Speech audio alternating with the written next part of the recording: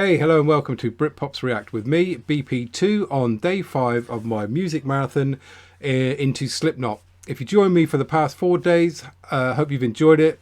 If you're new to Slipknot, I hope you've learned something new from this music marathon.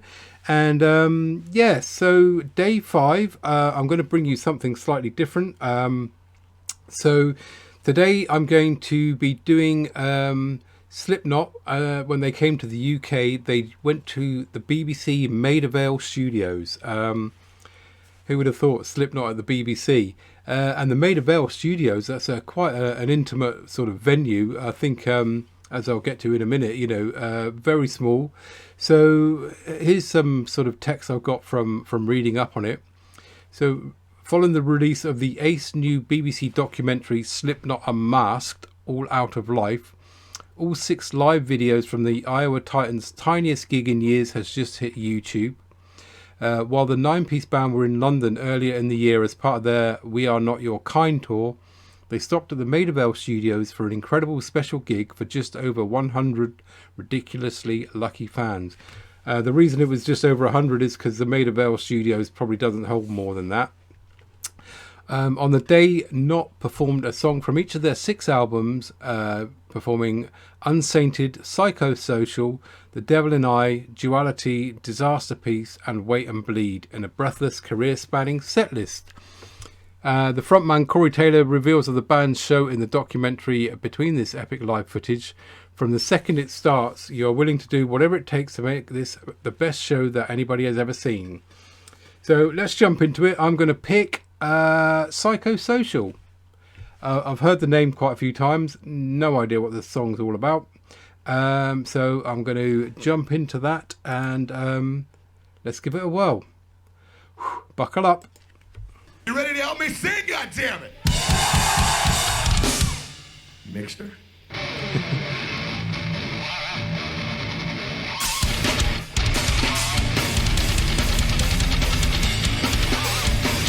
That's scary.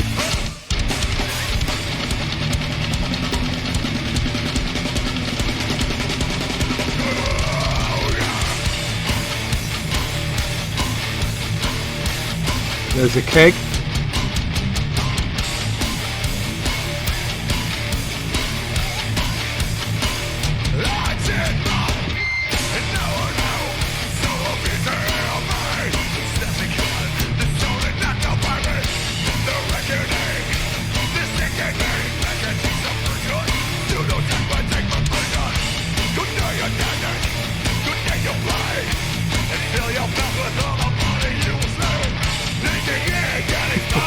Oh no.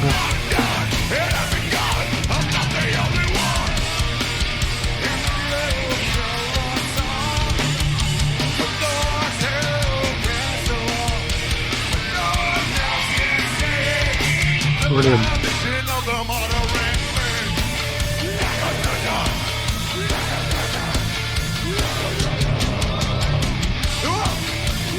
I mean, the sound's okay.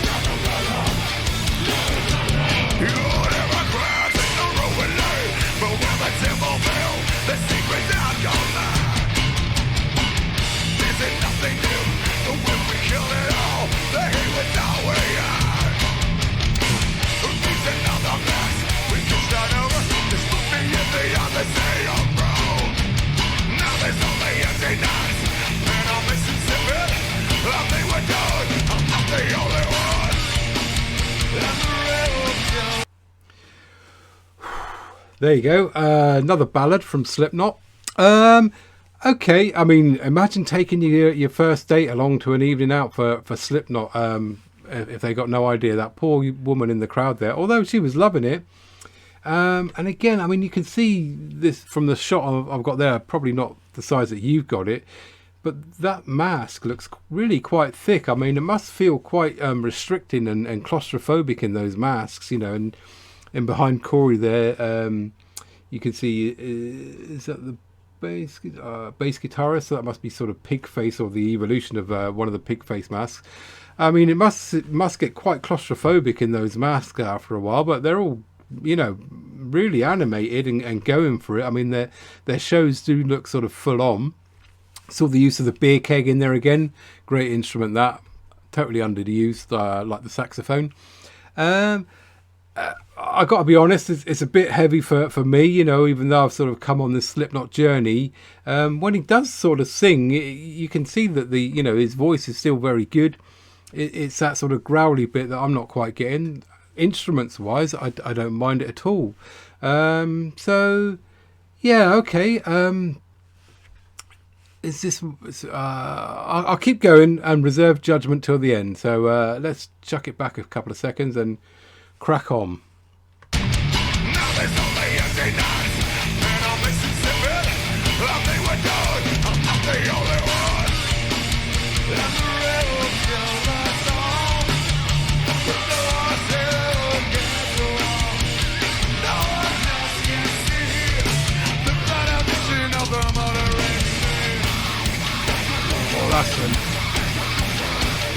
cool. That guitar effect.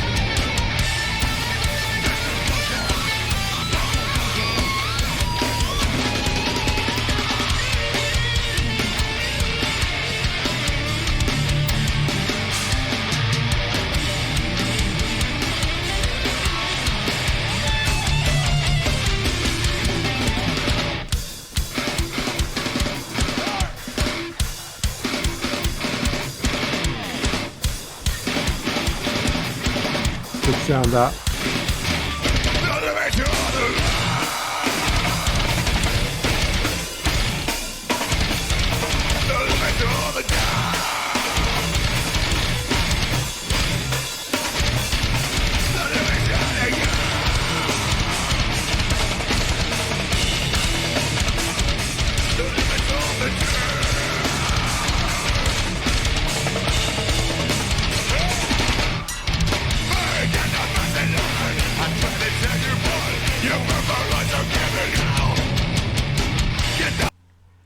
Off on his walks. I've got to admit, it is quite heavy. The breakdown bit there was all right, you know, but it's a bit of a sensory overload for myself, to be honest.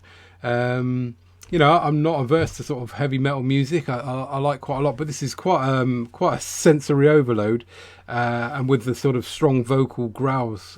I've heard, you know, bigger growls than what he's doing here, or the sort of screaming.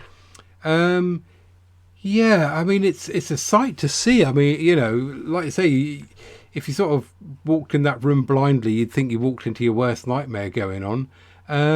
But they're all very talented musicians. They put on a spectacle as well, so you got to, you know, admire them for that. And you know, if it's your taste, then full on, you know, yeah, you're really going to enjoy it. For me, it's a little bit too heavy, too much chaos going on. But you know, I'm only a little softy with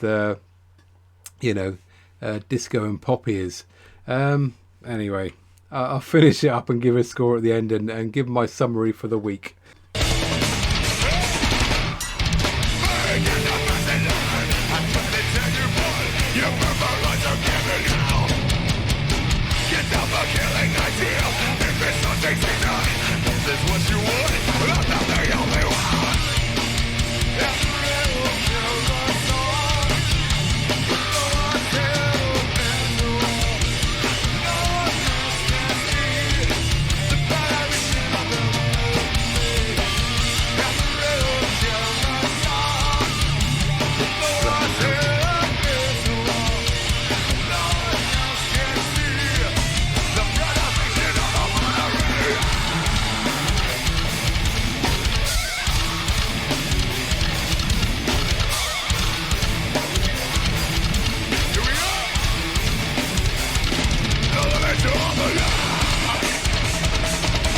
Oh wow. Okay.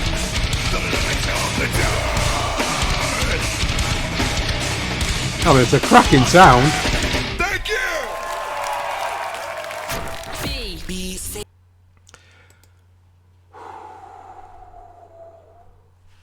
Hey, just let it settle down a bit. Well, there we go. 5 days of mayhem and madness from Slipknot. But again, like I said, you know, they can do something like this, which is quite full on and quite growly, and then come out with something like Snuff as well. So Have I picked up the wrong songs? I say I've sort of just dived in there, picked something out, went with it, and dived right in. Are there some sort of in between that you may think maybe more suited to my ears, or are they all, probably a bit too out of my my comfort zone, my cup of tea zone? I mean, fair play. I wouldn't say they're my full-on cup of tea, but I've made it through 5 days of them, and I've enjoyed watching it as a spectacle. Impressive, they certainly put on a good display.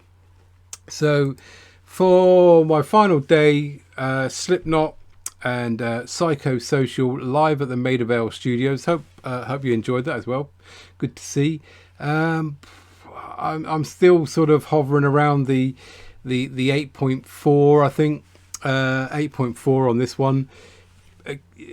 If I heard it a couple more times, is it different on the live? Sometimes the live and the studio versions are a bit different. So would that have been different? I'm not sure. But there you go. That was it. Slipknot. I dove in there, gave it a go for us softies, and hope you enjoyed my week. And thank you very much. All that's left for me to say is it's a goodbye from me. Laters.